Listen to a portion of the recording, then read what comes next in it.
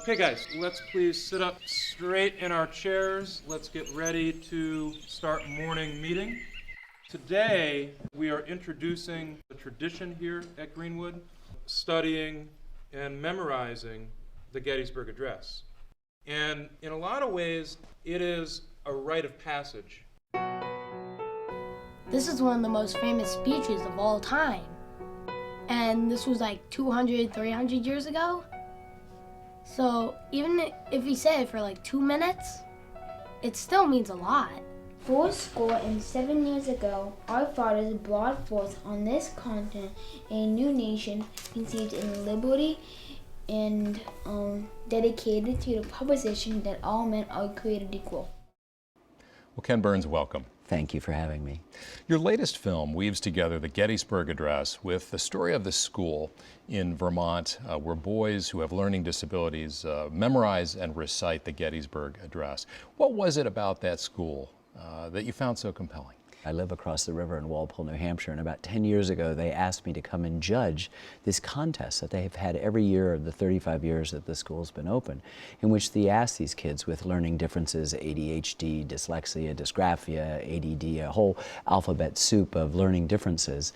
And I was so moved. I mean, tears just ran down my streak. And I said, somebody should make a film of this. But I came back as often as I could to serve as a judge, just as a good neighbor, got to know the boys. I'm the father of 4 daughters, so it was great to have a little bit of boy energy around, and fell in love with the school, what they were doing, fell in love with the idea that the Gettysburg Address could be so transformative, and then realized this is the 150th anniversary of the Gettysburg Address. I've now got to do it, and it is a heroic, triumphant story of we like to separate people and say these are kids with special needs. These are special kids with needs. And what is it about the Gettysburg Address and their struggle with memorizing it, and then also the message of that address? Yeah, well, this is the whole thing. First of all, it's not that long, which means as hard as it might be for you or me to memorize, it's that much harder for them, but it's just 2 minutes. It's extraordinarily well written. It's very complicated, and it has the word here in it 7 or 8 times, and Lincoln moves the word here around, so it's sort of like rearranging the furniture for a blind person. It's dangerous, and you can watch the kids struggling, as I struggle, as you would struggle if you committed to our request that everyone in the country memorize the Gettysburg Address and upload it to learntheaddress.org. It's also the most important speech ever given in American history, in which Lincoln talks about a new birth of freedom, which it is for these kids, so there's that connection. But this was him doubling down on the Declaration. This is the Declaration 2.0. This has been our operating system since then. We have no other operating system. He said, look, the guy who wrote the Declaration, all men are created equal, owned other human beings, implicitly. But now we really do mean it. And even though we've just experienced this terrible battle, the greatest battle ever fought on American soil, we can come out of this stronger and more unified. And it is that kind of metaphor of battle, of struggle, that also compels these boys across various learning differences to do it. You are asking Americans, all Americans, yes, to learn the address, and many have, all the former presidents and President Obama as well.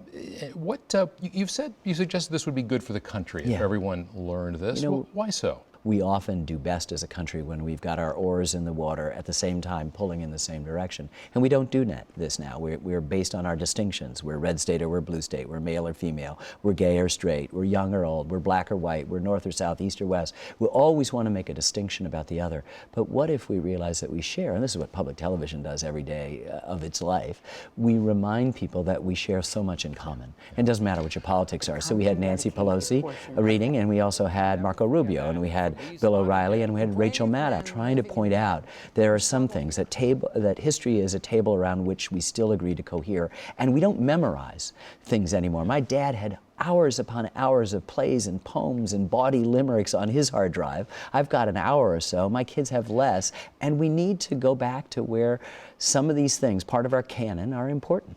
There was some controversy about Obama's reading because he didn't use the phrase "under God," well, and that there's some some important information, that explanation about Well, that. this just proves my previous point about how, preoccupied we are in got you. There are several versions, several drafts of it, and we asked the president to read the first draft, the Bliss version of it, which is incredibly different. It isn't just lacking that phrase. But what we've wanted to do, and other people have read the Bliss version and other versions, is begin to talk a little bit about text. We don't know precisely what he read, what he delivered that day. There was no stenographer, there was no tape recorder, and there was no newsreel camera. There was no C-SPAN there recording the event. And so what I wanted to talk about is that even the most famous words in all of American history, the greatest speech certainly, has complicated history to it. As you say, there was no, of course, video of President Lincoln. Now there's video of everything. Everything, you yeah. know? How do you think that changes our understanding and interpretation of history? Well, it's going to be different. We have less letters to go by, we have less words to go by, but we have now pictures, which are often, maybe they've been devalued because there's so many, they're maybe not worth 1,000 words, but maybe they're worth still 250. So pictures do things. You can think of Rodney King, the videotape, the Zapruder film in the Kennedy assassination, as we've been thinking about that.